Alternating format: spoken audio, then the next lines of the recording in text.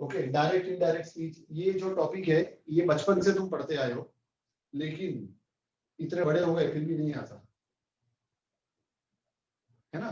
लगभग 5th 6th से direct indirect speech हम पढ़ते आए, हर साल डायरेक्ट इनडायरेक्ट स्पीच आता है, लेकिन फिर भी हमें अच्छे से नहीं आता है। ब्लू चेक मार्क करिए। उसका सबसे पहला रीजन है कि ग्रामर को हम इतनी इंपॉर्टेंस ही नहीं देते हैं जितनी बाकी मेन सब्जेक्ट को देते हैं, मैथ्स और साइंस को। ओके, तो बहुत इंपॉर्टेंट टॉपिक है डायरेक्ट इनडायरेक्ट स्पीच। 12th तक काम में आएगा। अभी तुम 10th में पढ़ रहे हो, ओके, अगले साल 11th में भी काम में आएगा, नेक्स्ट ईयर 12th में भी काम में आएगा। जो रूल्स है वो सारे सेम ही रहेंगे, हाँ लेवल थोड़ा बढ़ जाता है। तो let us start this topic, direct indirect speech. Now let us first of all understand the meaning of direct indirect speech. What do you mean by direct indirect speech? कोई समझाएगा मुझे क्या होता है डायरेक्ट स्पीच का मतलब?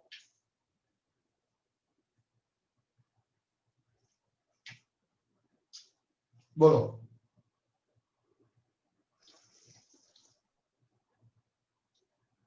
Can you explain the meaning of direct speech?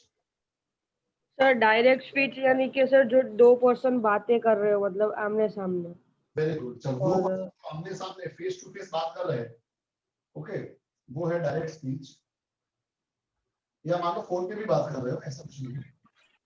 Sir indirect speech में आप बोलो क्या बेटा?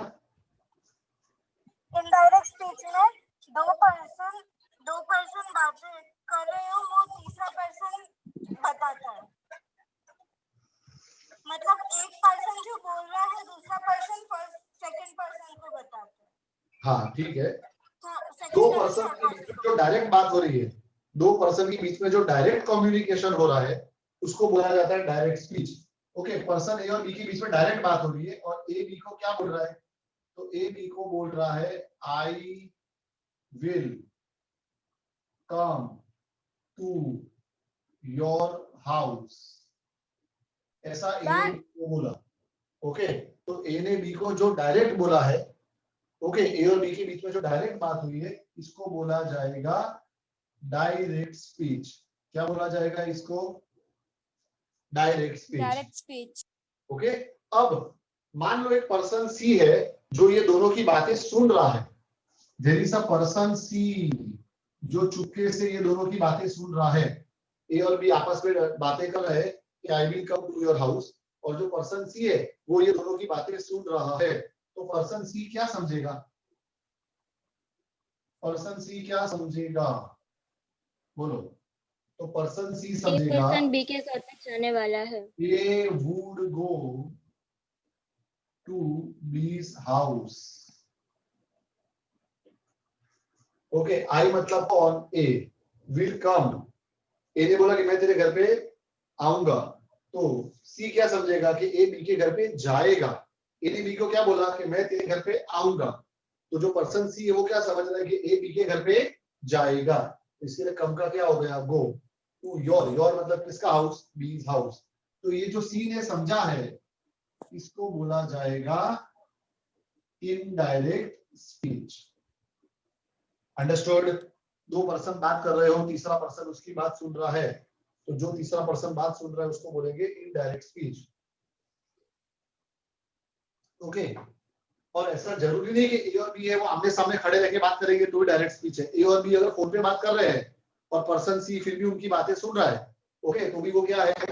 इनडायरेक्ट स्पीच है। मान लो तुम तुम्हारे फ्रेंड से बात कर रहे हो, अभी नवरे ही है ना, अपने क्या करते हैं पूरे दिन तो फ्रेंड को फोन लगा दिया, मिलने तो जा नहीं सकते लॉकडाउन की सिचुएशन में, अभी कोरोना की सिचुएशन में। तो अभी एक स्टूडेंट ने, चलो अपने इसमें से नाम लेते हैं, ये त्रिशाला ने फोन लगाया, बराबर है, त्रिशा को फोन लगाया, त्रिशाला ने त्रिशा को फोन लगाया, दोनों बेमपड़ी हैं और दोनों बात कर रहे हैं, केम छे ने केवू छे ने एवू छे तेवू छे कर रहे हैं, और त्रिशाला की मम्मी वो दोनों की बातें सुन रही है। ओके, तो जो त्रिशाला की मम्मी त्रिशाला और त्रिशा की बातें सुन रही है, तो वो कौन सी स्पीच होगी? इनडायरेक्ट स्पीच होगी। अंडरस्टूड? Yes sir. बराबर है। त्रिशाला और त्रिशा की जो बातें हो रही है वो डायरेक्ट स्पीच है, बराबर है, और उसकी मम्मी जो बात सुन रही है वो इनडायरेक्ट स्पीच है। तो अब हमें हमारे सिलेबस में क्या करना है? हमें क्वेश्चन में डायरेक्ट स्पीच दी होगी और हमें उसको इनडायरेक्ट स्पीच में कन्वर्ट करना है। we have to convert direct speech into indirect speech. तो चलो अब शुरू करते हैं उसके कुछ रूल्स डायरेक्ट स्पीच को इनडायरेक्ट में कन्वर्ट करने के। इसके अंदर टोटल 7 रूल्स है। ये 7 रूल बहुत अच्छे से समझने हैं और ये 7 रूल्स को बहुत अच्छे से अप्लाई करना है, तब जाके हमारा पूरा आंसर राइट होगा, नहीं तो हर बार कुछ ना कुछ सिली मिस्टेक हो जाती है और फुल मार्क्स नहीं मिलते हैं। ओके, चलो देखते हैं, ध्यान यहाँ पे रूल्स। सबसे पहला रूल है reporting verb changes. The very first rule is reporting verb changes.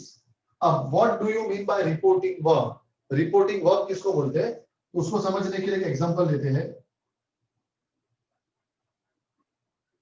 Rahul said, comma double inverted comma के अंदर I am tired, double inverted comma close.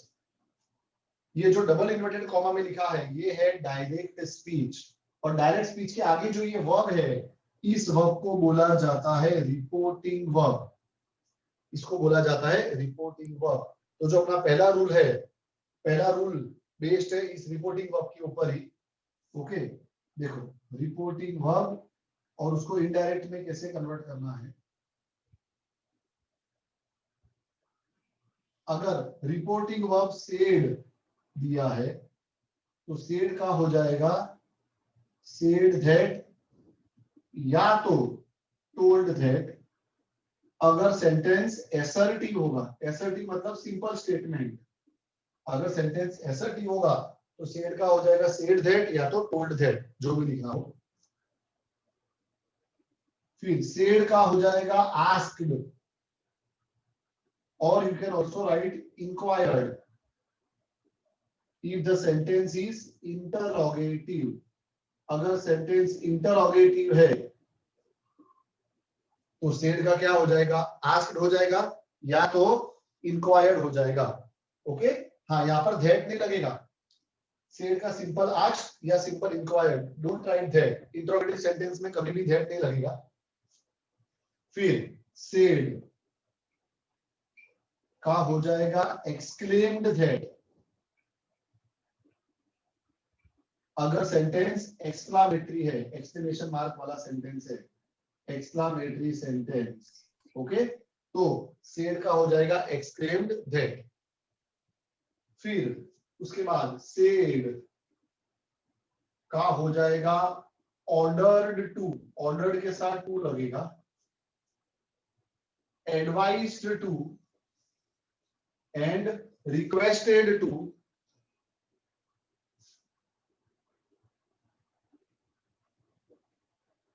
अगर इंपरेटिव सेंटेंस है, मतलब अगर क्वेश्चन में ऑर्डर है तो आएगा ऑर्डर्ड टू, या कमांडेड टू भी लिखते हैं, कमांडेड टू। ओके, अगर सेंटेंस में एडवाइस है तो लिखेंगे एडवाइज्ड टू। ओके, एडवाइस के स्पेलिंग में इधर एसीडी लिखा है और इधर सी लिखा है। ये एडवाइस नाउन है और ये एडवाइस वर्ब है, तो दोनों का स्पेलिंग अलग अलग होता है। मैं ऐसा बोलूं कि आई गिव यू एडवाइस, मैं तुमको एडवाइस दे रहा हूं, क्या दे रहा हूं एडवाइस, एडवाइस एक नाउन हो गया तो मैं ये स्पेलिंग लिखूंगा। पर मैं बोलूं I advise you, I advise you, तो यहाँ पर एडवाइस वर्ब है। ओके, तो ऐसे ही आएगा। ये सब सिंपल बेसिक ग्रामर है। आई गिव यू एडवाइस, तो एडवाइस का स्पेलिंग सी ही आएगा because advice is a noun. और मैं बोलूं आई एडवाइस यू तो यहाँ पर ऐसे आएगा क्योंकि ये एडवाइस क्या है वर्ब है। ओके, तो तुमको तो सिंपल Okay, याद रखना है कि sir. जब तुम आंसर लिखोगे तो क्या लिखोगे, एडवाइस के स्पेलिंग में एसईडी लिखोगे। ओके, क्लियर है सबको?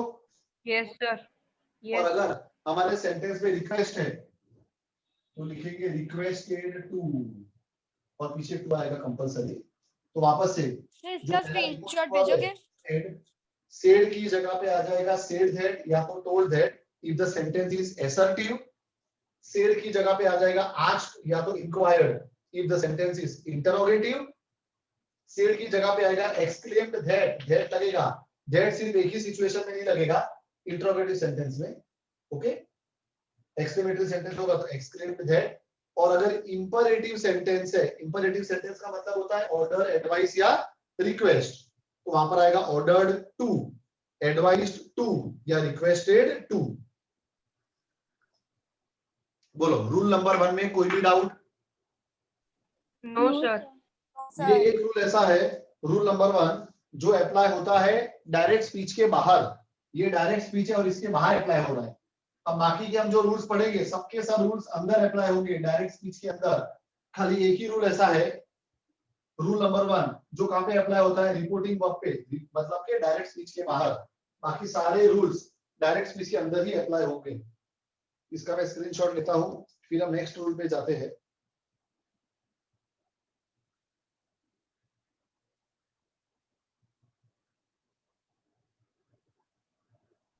सर ऐप में अपलोड करेंगे? ये बेटा ऐप में अपलोड नहीं होगा, ये मैं YouTube पे अपलोड करके डायरेक्ट उसकी लिंक भेजूंगा। ऐप में ग्रामर का ऑप्शन नहीं है इसके लिए। Okay sir. मैं लिंक भेज दूंगा, चिंता नहीं करो। Okay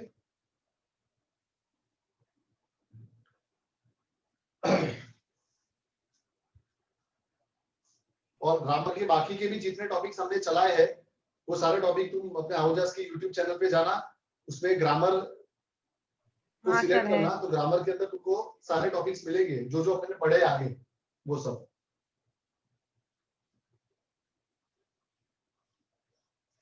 now rule number 2, rule number 2 है tense changes.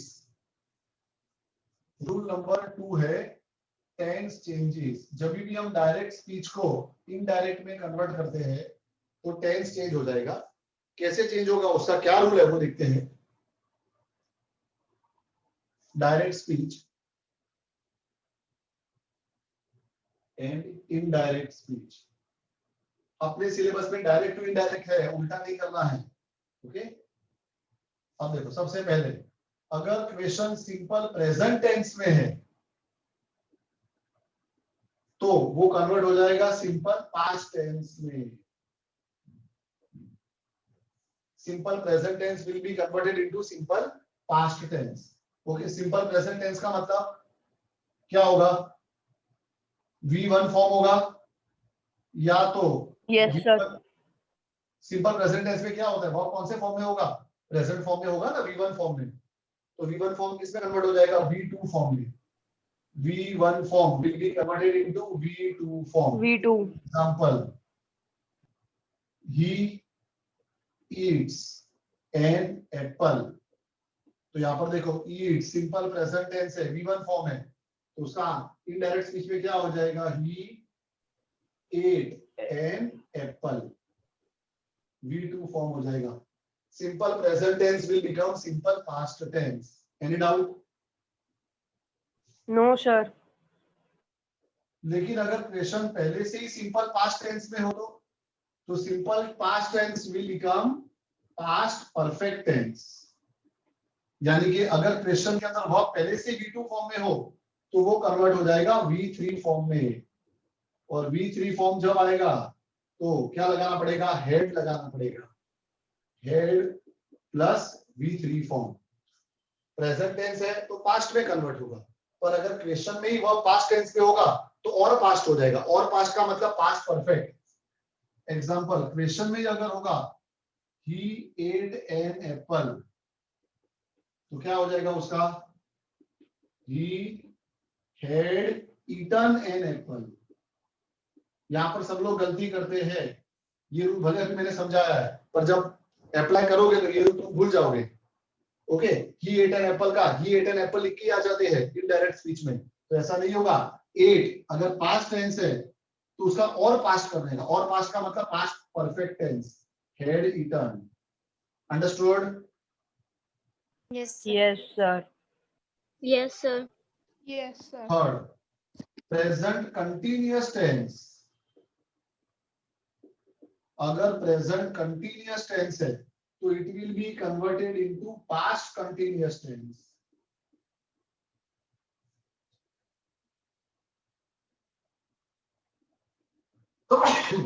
Sorry, present continuous tense का मतलब अगर क्वेश्चन में इज, एम या तो आर होगा प्लस वर्ब प्लस आईएनजी होगा, is am are plus verb plus ING, तो पास्ट कंटिन्यूअस में हो जाएगा वॉस या तो वेर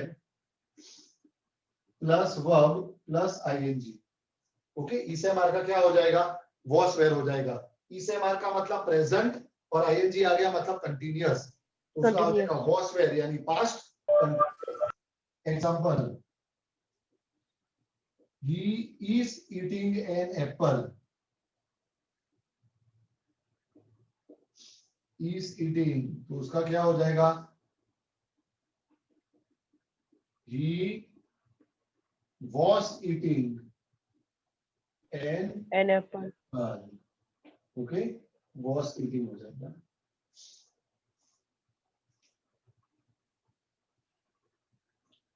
लेकिन अगर क्वेश्चन पहले से ही पास्ट कंटिन्यूअस में हो तो, प्रेजेंट कंटिन्यूअस का पास्ट कंटिन्यूअस, पर क्वेश्चन पहले से ही पास्ट कंटिन्यूअस में हो तो Past perfect continuous. Past perfect continuous, past perfect continuous. मतलब अगर क्वेश्चन में पहले से वॉस या वेयर हो, वॉस या तो were plus verb plus ING, तो वॉस वेयर की जगह पे आ जाएगा had been plus verb plus ING. Example, he was eating an apple, तो इसका इनडायरेक्ट स्पीच में क्या हो जाएगा, बोलो, He had been eating an apple. had been eating an apple। Okay, और अब थोड़े बहुत बेसिक्स है जो तुमको याद रखने हैं, वो मैं डायरेक्ट लिख रहा हूँ। मेन तो ये चार थे, इसके अलावा सिंपल, अगर क्वेश्चन में इज, एम या आर होगा तो उसका इनडायरेक्ट स्पीच में क्या हो जाएगा, वॉस या तो वेयर। ओके, लेकिन अगर क्वेश्चन में पहले से ही वॉस वेयर होगा, वॉस वेयर या तो डीड, तो इसका हो जाएगा हैड बीन। क्या हो जाएगा, Had been. बीन। ओके, और एक नीचे दिखेगा जिसके मैं साइड में ऊपर लिख रहा हूं,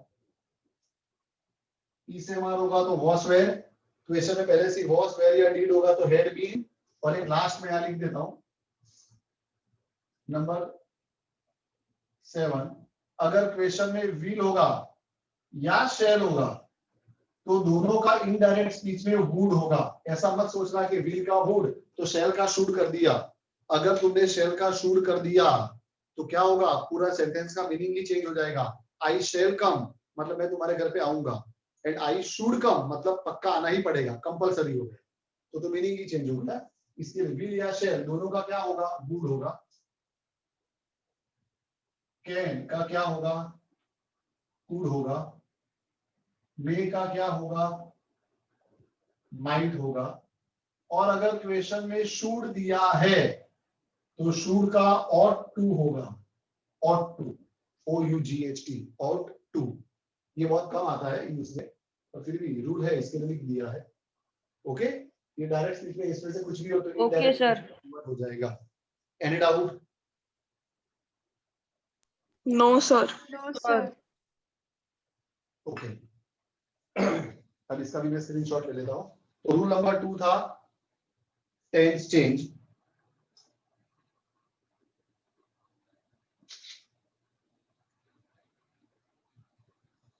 इसमें टेंस चेंज वाले के अंदर सेकंड वाले में बहुत ध्यान रखना है कि पास्ट टेंस होगा तो पास्ट परफेक्ट हो जाएगा, एट है तो हेड ईटर हो गया, और ये वाला वॉस वेयर का क्या हो जाएगा, हेड बीन हो जाएगा। इधर सबकी बहुत मिस्टेक होती है।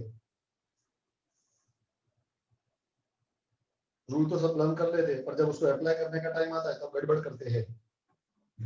इसके लिए जितनी प्रैक्टिस करोगे उतना अच्छे से आएगा। अब नेक्स्ट रूल को देखते हैं, रूल नंबर 3 को।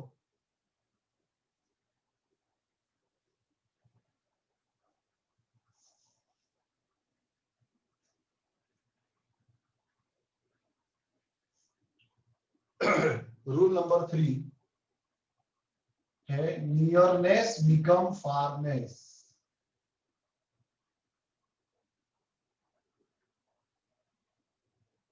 डायरेक्ट स्पीच को जब इनडायरेक्ट में कन्वर्ट करते हैं तो जो वर्ड्स रिसेंबल करते हैं नियरनेस को वो सब कन्वर्ट हो जाते हैं फारनेस में। अब इसका मतलब क्या है वो अभी मैं एग्जांपल दूंगा तो एकदम क्लियर होगा।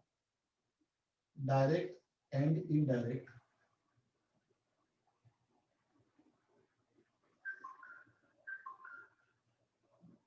डायरेक्ट स्पीच में अगर नाउ है तो नाउ का क्या हो जाएगा then। नाउ मतलब अभी, तो उसका क्या हो जाएगा then, यानी बाद में। this become that। this मतलब ये पास में है और that यानी कि वो दूर। Okay, similarly THESE this will become those। this यानी पास में, those यानी दूर। ओके, फिर ago will become before।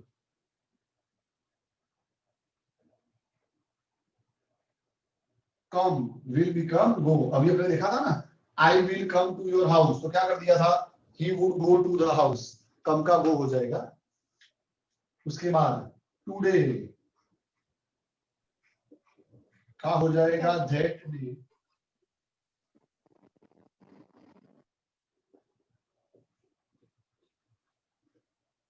tomorrow का होगा the next day।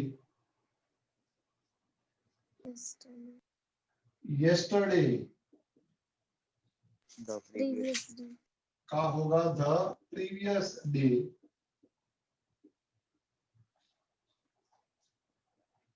tonight today का that day, तो वैसे ही tonight का that night, that night।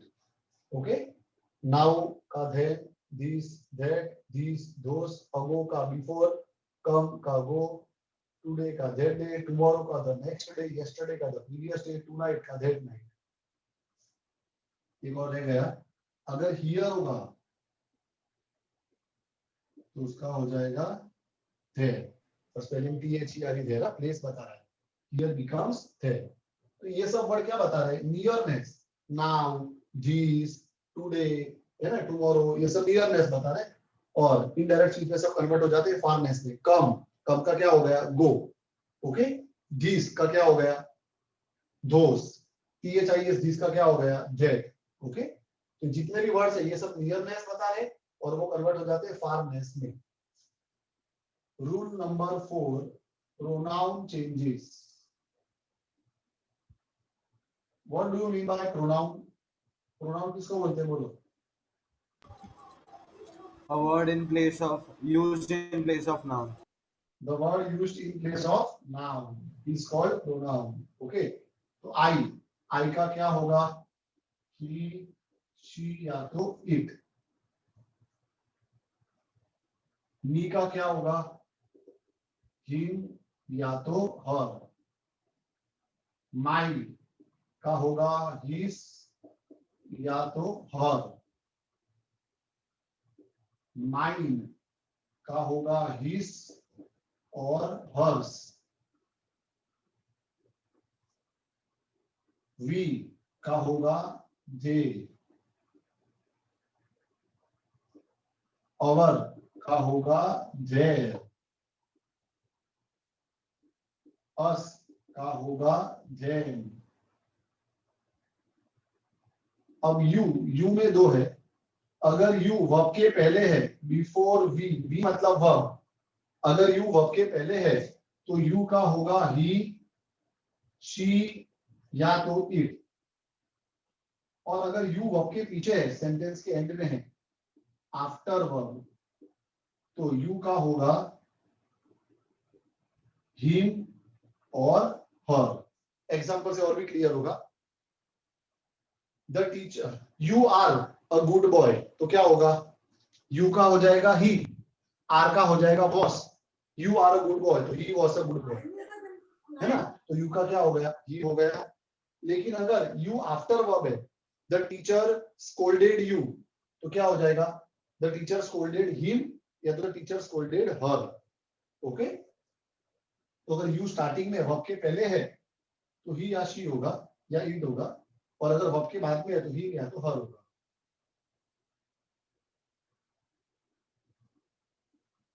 Your का होगा हिस या तो हर, और योर्स होगा योर्स तो उसका होगा हिस या तो हर्स। ओके, तो इस तरह से प्रोनाउन चेंज हो जाता है। क्लियर है सबको? Yes, sir. Yes, sir.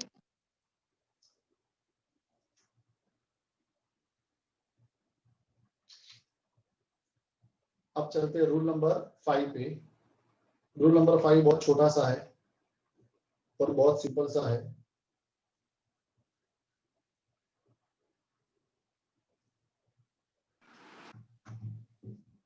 अब देखो क्या है rule number 5।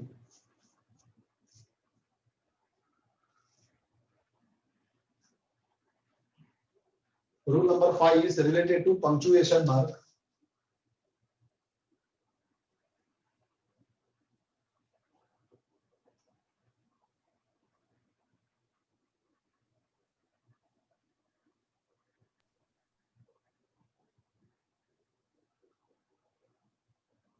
No question mark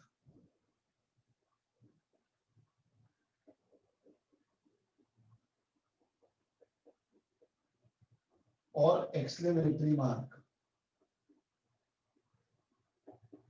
indirect speech में क्वेश्चन के अंदर भले, डायरेक्ट स्पीच के अंदर भले क्वेश्चन मार्क हो या इंटरोगेटिव मार्क हो, ओके, लेकिन जब हम उसको इनडायरेक्ट में कन्वर्ट करेंगे, इनडायरेक्ट स्पीच में ना तो कभी क्वेश्चन मार्क लगेगा ना तो कभी एक्सक्लेमेटरी मार्क लगेगा। इनडायरेक्ट स्पीच में सिर्फ क्या लगेगा, तो इनडायरेक्ट स्पीच में सिर्फ लगेगा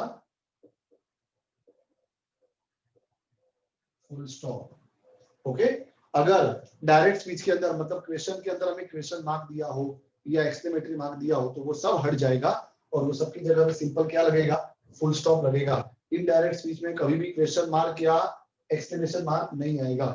understood? Yes, sir. Yes, sir. Rule number 6 बहुत इंपॉर्टेंट रूल है। It is specially for interrogative sentence. बहुत इंपॉर्टेंट रूल है ये, और ये टॉपिक, ये इंटरोगेटिव सेंटेंस का एक क्वेश्चन तो होगा ही, एक स्टेटमेंट तो इंटरोगेटिव का होता ही है। कोई भी पेपर निकाल के तुम देखना इंटरोगेटिव सेंटेंस, और यहाँ पे भी सबकी बहुत ज्यादा गलती होती है। अगर हमारा डायरेक्ट स्पीच इंटरोगेटिव सेंटेंस है तो हम उसको इनडायरेक्ट में कैसे कन्वर्ट करेंगे वो देखते हैं ये रूल के अंदर। बहुत ध्यान से समझना ये रूल को। अब इंटरोगेटिव सेंटेंस दो टाइप के हैं। इंटरोगेटिव सेंटेंस दो टाइप के होते हैं। Type 1 starting with WH words, ऐसे इंटरोगेटिव सेंटेंस जो WH वर्ड से स्टार्ट होते हैं, मतलब who, which, when, why, where, whom, whose, और एक एक्सेप्शन है how। how is not a WH word, बाकी सब WH वर्ड है। ओके, तो इनमें से कहीं से भी अगर हमारा इंटरोगेटिव सेंटेंस स्टार्ट हो रहा है, व्हाट एक रह गया, व्हाट भी लिखते हैं, व्हाट भी आएगा,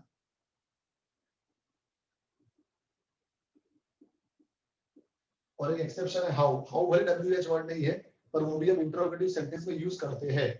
तो अगर हमारा इंटरोगेटिव सेंटेंस इनमें से कोई भी वर्ड से स्टार्ट हो रहा है, ओके, तो देखो आंसर कैसे लिखना है, ध्यान यहाँ पे सबका। Example, the teacher said to the new student,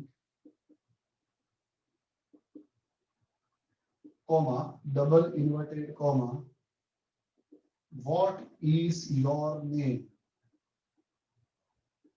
Question mark, double inverted comma close।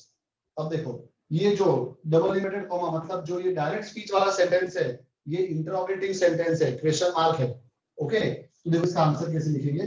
अब सारे रूल अप्लाई करेंगे। रूल नंबर 1 से लेकर 5 तक हमने जितने रूल्स लिखे हैं, 5 या 1 से लेकर 6 तक जितने भी रूल्स है सब अप्लाई होंगे यहाँ पे।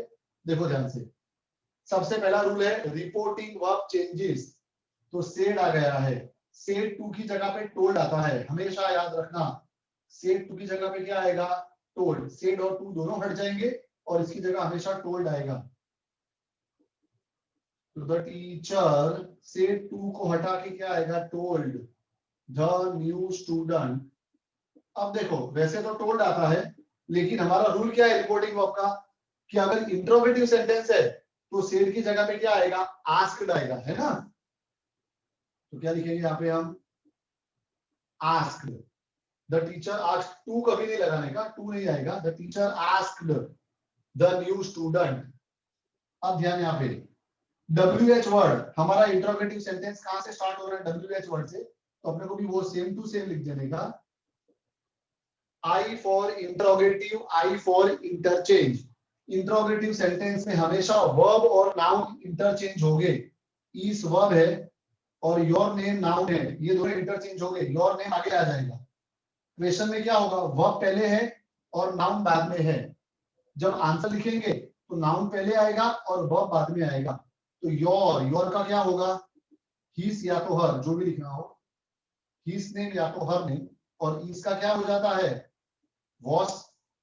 रूल नंबर 2 में हमने पढ़ा ना, ई से मार का वॉस या वे, इसका हो गया यस वो। Sir. And rule number 5, no question mark, only full stop. तो मेन चीज क्या ध्यान रखनी है तुमको यहाँ पर, मेन चीज ये ध्यान रखनी है कि इंट्रोगेटिव सेंटेंस में क्वेश्चन में वर्ब पहले होगा, नाउन बाद में होगा।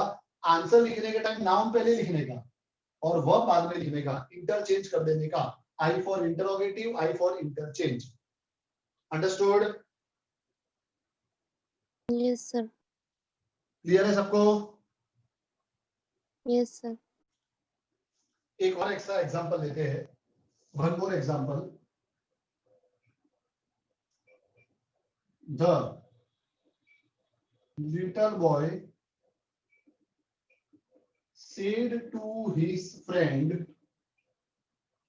comma, double inverted comma, how are you? Question mark. Answer. The little boy. Rule number 1, reporting verb changes. तो said to की जगह पे क्या आ जाएगा, asked. इंट्रोगेटिव सेंटेंस है, yes or no? Yes sir. To नहीं लगेगा, asked his friend। अगर इंट्रोगेटिव सेंटेंस स्टार्ट हो रहा है इनमें से कोई भी वर्ड से, तो वो वर्ड सेम टू सेम लिख देने का। तो how same to same, I for interrogative, I for interchange. Question में वर्ब पहले होगा, नाउन बाद में होगा। अपने आंसर लिखने के टाइम नाउन को पहले लिख देंगे और वर्ब को बाद में। यू का क्या हो जाएगा, ही या तो सी। फ्रेंड कोई भी हो सकता है, friend is the neutral gender, boy भी हो सकता है, गर्ल भी हो सकता है। तो ही या सी जो भी लिखना हो। और आर का हो जाएगा वॉस, क्योंकि एक ही फ्रेंड है, फ्रेंड्स नहीं बोला है, फ्रेंड एक ही है, singular, was. No question mark, only full stop. तो the little boy asked his friend how he was. Any doubt? No sir. And type 2, एक हमने देखा इंट्रोगेटिव सेंटेंस जो कहां से स्टार्ट होता है, WH वर्ड से। दूसरा स्टार्टिंग विथ हेल्पिंग वर्ब्स, जिसमें WH वर्ड नहीं होंगे। Starting with helping verb, HV का मतलब helping verb, is, am, are, was, were, will, shall, do, does, need, can, could, may, might, etc. बहुत सारे। मतलब अगर हमारा इंट्रोगेटिव सेंटेंस WH वर्ड से स्टार्ट नहीं हो रहा, जैसे हमें व्हाट से स्टार्ट हुआ, यहाँ पे हाउ से स्टार्ट हुआ, उसकी जगह अगर हमारा इंट्रोगेटिव सेंटेंस इनमें से कोई वर्ड से स्टार्ट होता है, तो देखो कैसे करना है। Example, the teacher said to the student, comma, double inverted comma, are you not feeling well?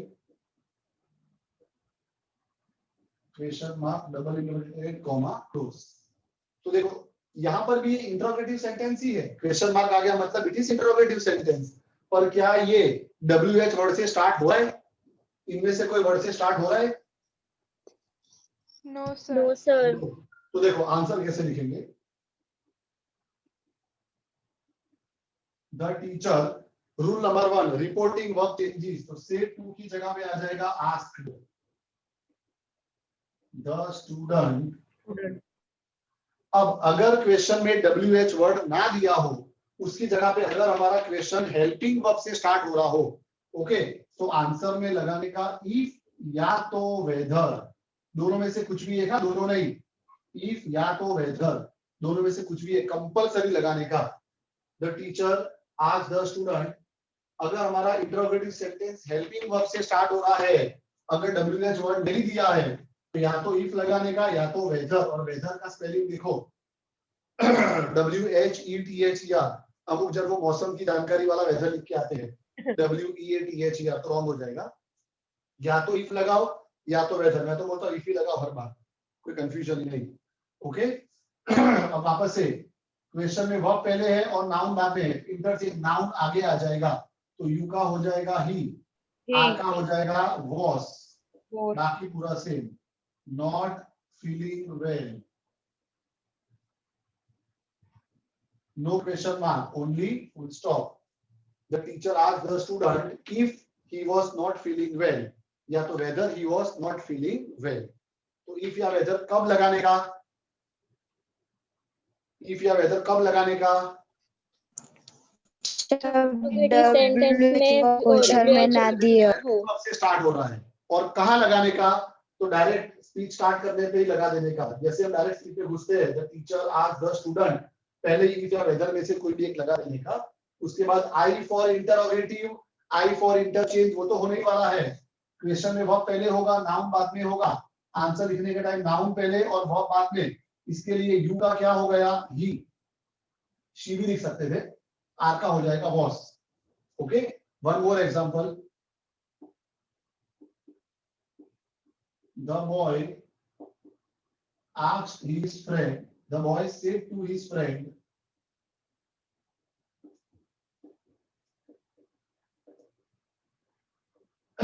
comma, double inverted comma, will you come to my house? Question mark, double inverted comma, close. देखो again interrogative sentence कहां से start हो रहा है? will, helping verb से। तो देखो answer क्या आएगा? द बॉय सेड टू की जगह पे आ जाएगा आस्क्ड हिज फ्रेंड। अब इंटरोगेटिव सेंटेंस अगर हेल्पिंग वर्ब से स्टार्ट हो रहा है तो स्टार्टिंग में क्या लगाने का? इफ या तो वेदर, मैं अभी इफ लगा रहा हूं। क्वेश्चन में वर्ब पहले होगा, नाउन आगे होगा, आंसर में नाउन पहले आ जाएगा, तो यू का क्या होगा? ही, या शी भी लिख सकते हो। विल का क्या हो जाएगा? वुड। टेंस चेंजेस याद करो, विल का वुड लिखवाया था मैंने, rule number 2। Okay, come, come का हो जाएगा go. Nearness become farness, rule number 3। Two, my, my का हो जाएगा हिस या तो her, pronoun changes, rule number 4। House, no question mark, only full stop, rule number 5। देखो कितने सारे रूल अप्लाई करें, एक एक वर्ड पे रूल अप्लाई हो रहा है, तो ये बहुत ध्यान से करना है। The boy asked his friend, question mark वाला सेंटेंस है और हेल्पिंग वर्ब है, तो इफ लग गया। I for interrogative, I for interchange, तो यू का ही हो गया, विल का वुड हो गया। ओके, कम का गो हो गया, nearness become farness, to as it is, my का हिस हो गया, pronoun changes, house, question mark का फुल स्टॉप हो गया, punctuation mark, rule number 5। Any doubt? No sir. तो ये सारे रूल्स अप्लाई करने में बहुत ध्यान रखना है और प्रैक्टिस करोगे तो ही आएगा, बिना प्रैक्टिस के नहीं आएगा। जब साइकिल चलाना पहली बार सीखा था तो सबको पता था कि स्टीयरिंग पे 2 हाथ रखने हैं, पैडल पे 2 पाँव रखने हैं, पर जब पहली बार साइकिल चलाई तो ऐसा हुआ? No sir. नो, स्टीयरिंग पे 2 हाथ और पैडल पे 2 पाँव रखे, पर थोड़ी देर में हम साइकिल के ऊपर नहीं, साइकिल के नीचे थे, मतलब रोड पे गिरे हुए थे। पर एक बार जब प्रैक्टिस हो गई तो साइकिल तो क्या, अभी तो एक्टिव और बाइक भी हाथ छोड़ के चलाते हैं।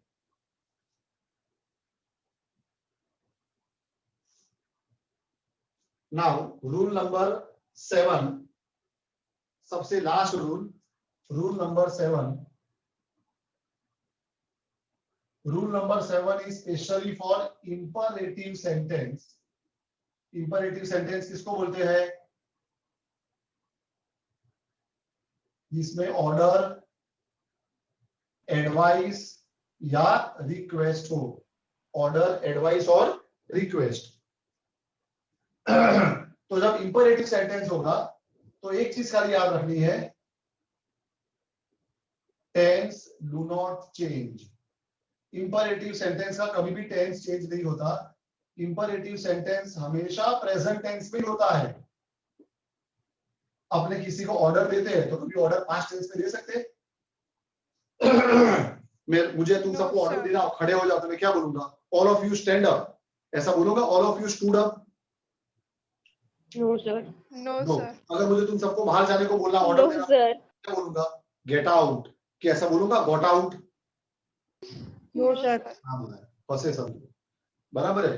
तो इंपरेटिव सेंटेंस हमेशा प्रेजेंट टेंस में होता है. ऑर्डर हो, एडवाइस हो या रिक्वेस्ट हो. अगर हमें किसी को एडवाइस देनी हो कि कभी झूठ मत बोलो, तो क्या बोलेंगे आप? Never speak lies. ऐसा बोलेंगे? Never spoke lies? नहीं. ओके. अगर हमें किसी को एडवाइस देनी हो कि हमेशा गरीबों की हेल्प करो, तो क्या बोलेंगे? Always help the poor. ऐसा थोड़ी बोलेंगे always help the poor. Okay. तो ऑर्डर हो, एडवाइस हो या रिक्वेस्ट हो, ये हमेशा प्रेजेंट टेंस में होता है. तो सारे रूल अप्लाई होंगे, लेकिन खाली टेंस को चेंज नहीं करने का. ओके. तो देखते हैं 2-3 example. Father said, comma, double inverted comma, open the door. अब ये क्या है? ऑर्डर है. तो आंसर क्या आएगा? Father order to. अब changes. Ordered to. Ordered to. अब tense do not change. Open का ओपन ही रहेगा. ओपन मत कर देना. Past tense. Open the door. Door. One more example. Mother said, comma, double inverted comma, do not speak lies. तो mother advice दे रही है. Do not speak Yes. lies. तो क्या आएगा answer? Mother Mother advised to. अब देखो, direct to नहीं लगेगा. जब डू नॉट होगा तो डू नॉट जब भी हो तो क्या लगाने का? डायरेक्ट टू नहीं लगाने का. क्या लगाने का? Direct not to. जब भी डू नॉट होता है तो डू नॉट को हटा के क्या लगा देने का? नॉट टू लगा देगा. तो मदर एडवाइस नॉट टू. क्या स्पीक का स्पोक होगा पास्ट टेंस में करने का convert? No sir. No, sir. Tense do not change in imperative sentence. Not to speak lies. The old man said, comma, double inverted comma, please help me. तो old man क्या कर रहा है? Please बोल दिया मतलब रिक्वेस्ट कर रहा है. रिक्वेस्ट. तो आंसर में आएगा the old man request. Requested to. अब आंसर में प्लीज नहीं लिखना है. प्लीज की जगह हमने रिक्वेस्टेड लिख दिया. Requested to help. हाँ, मी Me. का क्या हो जाएगा? हिम या तो हाँ, हर. him. यहाँ पर मैन है तो हिम आएगा. Understood? Yes, sir. Yes sir. तो ये 7 रूल सबको अच्छे से याद होने चाहिए. नेक्स्ट लेक्चर में हम डायरेक्ट इनडायरेक्ट स्पीच की एक्सरसाइज शुरू करेंगे. इसके सेंटेंसेस लेंगे और पैराग्राफ लेंगे. पर तब तक ये सारे रूल सबको अच्छे से लिख लेने हैं और अच्छे से समझ लेने हैं, ताकि जब नेक्स्ट लेक्चर में हम एक्सरसाइज शुरू करें तो वो टाइम पे किसी को रूल्स में प्रॉब्लम ना हो. अगर रूल्स याद नहीं होंगे, रूल्स अच्छे से नहीं समझे होंगे, तो एक्सरसाइज में मैं क्या कर रहा हूँ कुछ पता नहीं चलेगा.